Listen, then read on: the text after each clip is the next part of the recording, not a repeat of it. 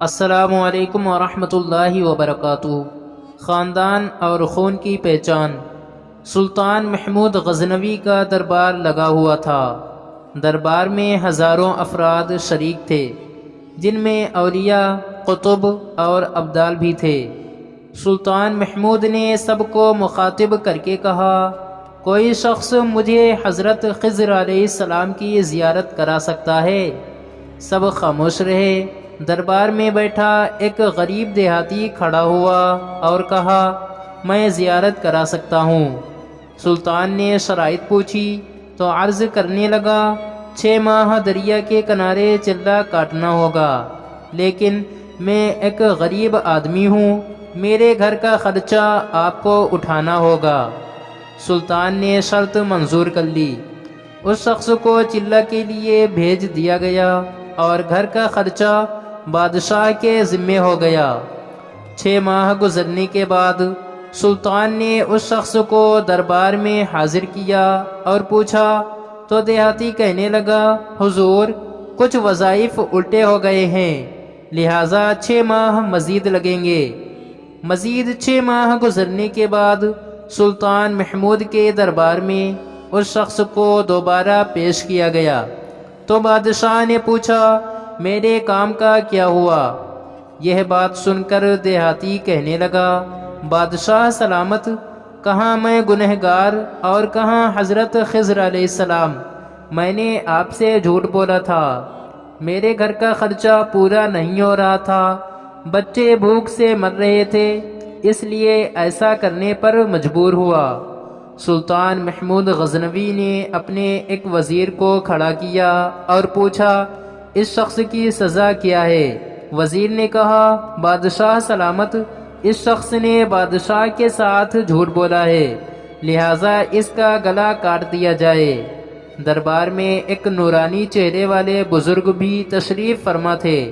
کہنے لگے، بادشاہ سلامت، اس وزیر نے بالکل ٹھیک کہا۔ بادشاہ نے دوسرے وزیر سے پوچھا کہ تم بتاؤ۔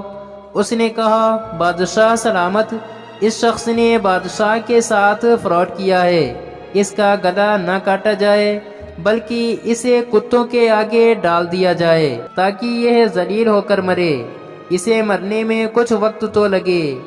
دربار میں بیٹھے اسی نورانی چہرے والے بزرگ نے کہا، بادشاہ سلامت، یہ وزیر بالکل ٹھیک کہہ رہا ہے۔ سلطان محمود غزنوی نے اپنے پیارے غلام ایاز سے پوچھا کہ تم کیا کہتے ہو؟ ایاز نے کہا، بادشاہ سلامت، آپ کی بادشاہی سے 1 سال ایک غریب کے بچے پلتے رہے، آپ کے خزانے میں کوئی کمی نہیں آئی اور نہ ہی اس کے جھوٹ سے آپ کی شان میں کوئی فرق پڑا۔ اگر میری بات مانیں تو اسے معاف کر دیں، اگر اسے قتل کر دیا تو اس کے بچے بھوک سے مر جائیں گے۔ ایاز کی بات سن کر محفل میں بیٹھا وہی نورانی چہرے والا بابا کہنے لگا، ایاز بالکل ٹھیک کہہ رہا ہے۔ سلطان محمود غزنوی نے اس بابا جی کو بلایا اور پوچھا، آپ نے ہر وزیر کے فیصلے کو درست کہا، اس کی وجہ مجھے سمجھائیے۔ بابا جی کہنے لگے، بادشاہ سلامت، پہلے نمبر پر جس وزیر نے کہا کہ اس کا گلا کاٹا جائے وہ قوم کا قصائی ہے، اور قصائی کا کام ہے گلے کاٹنا۔ اس نے اپنا خاندانی رنگ دکھایا، غلطی اس کی نہیں آپ کی ہے کہ آپ نے ایک قصائی کو وزیر بنا لیا۔ دوسرا، جس نے کہا کہ اسے کتوں کے آگے ڈالا جائے، اس وزیر کا والد بادشاہوں کے کتے نہلایا کرتا تھا، کتوں سے شکار کھیلتا تھا، اس کا کام ہی کتوں کا شکار ہے، تو اس نے اپنے خاندان کا تعارف کرایا۔